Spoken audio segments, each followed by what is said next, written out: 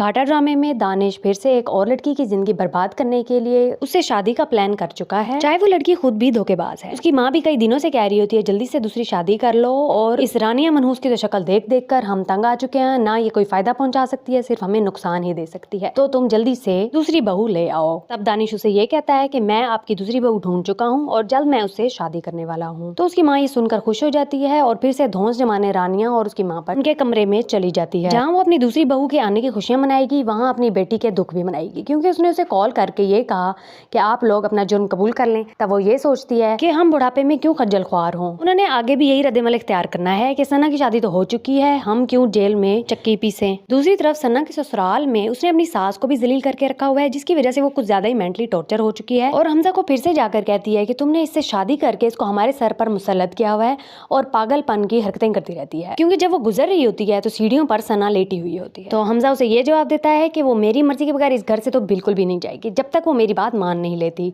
तो आप फिक्र ना करें, उनका बुरा वक्त शुरू हो चुका है। अब क्योंकि सना इस टेंशन से गुजर रही है तो वो बार बार अपनी माँ को कॉल किया करेगी, इस तरह उसकी माँ भी मजीद टेंशन में आ जाएगी। यूं उसके इसरार पर वो जुर्म कबूल करने का सोच भी सकती है।